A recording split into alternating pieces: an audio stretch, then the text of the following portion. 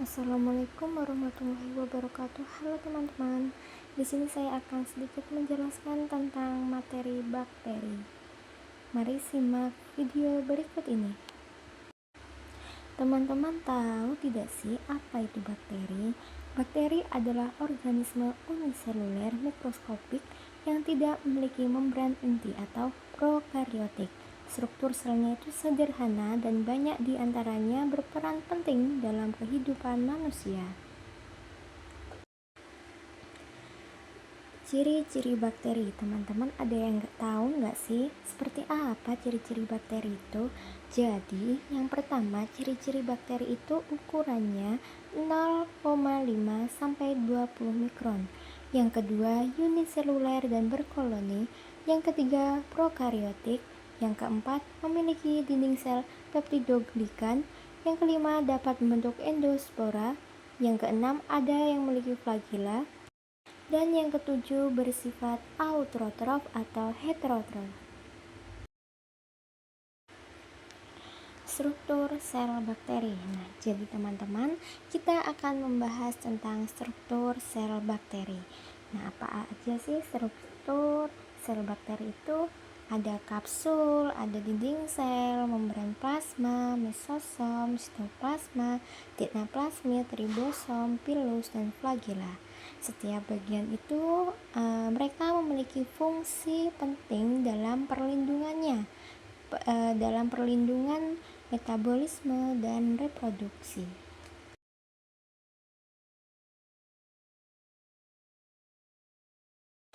Yang selanjutnya itu klasifikasi bakteri. Bakteri itu dapat diklasifikasikan menjadi 3 ya teman-teman.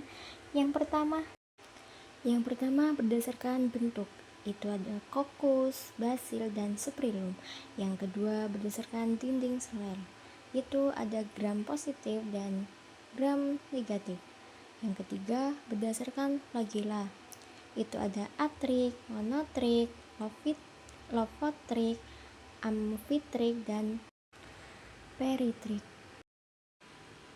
Cara hidup bakteri ada 2 teman-teman. Yang pertama berdasarkan sumber energi, itu ada autotrof. Dan heterotrof, itu ada di heterotrof itu ada saprofit, parasit, dan mutualisme. Yang kedua berdasarkan oksigen, itu ada aerob, anaerob, fakultatif, dan anaerob obligat. Untuk reproduksi bakteri itu ada 2 juga ya teman-teman, ada bakteri aseksual dan bakteri seksual. Untuk bakteri aseksual itu pembelahan biner atau amitosis, dan untuk bakteri seksual itu ada konjugasi, transduksi, transformasi melibatkan pertukaran materi genetik antara bakteri. Kita akan membahas peranan bakteri menguntungkan. Yang pertama untuk pertanian itu ada Rhizobium dan Nitrosomonas. Untuk pencernaan ada E. coli. Untuk reproduksi antibiotik ada Streptococcus. Untuk pembuatan makanan ada Lactobacillus dan Acetobacter. Dan untuk biopestisida ada Bacillus thuringiensis, industri logam, dan biogas.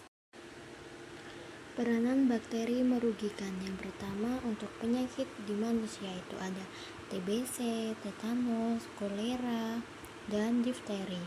Untuk penyakit di hewan itu ada antraks dan demam Q. Penyakit tumbuhan itu ada VPD pada jeruk, penyakit pada tomat dan anggrek.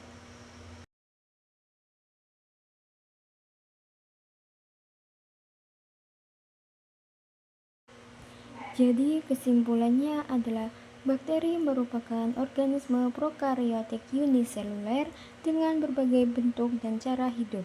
Mereka dapat berkembang biak secara aseksual dan seksual, serta memiliki peran yang sangat besar, baik menguntungkan maupun merugikan.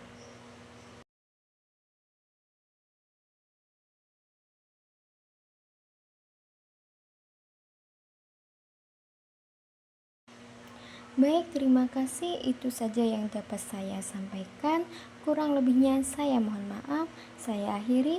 Wassalamualaikum warahmatullahi wabarakatuh.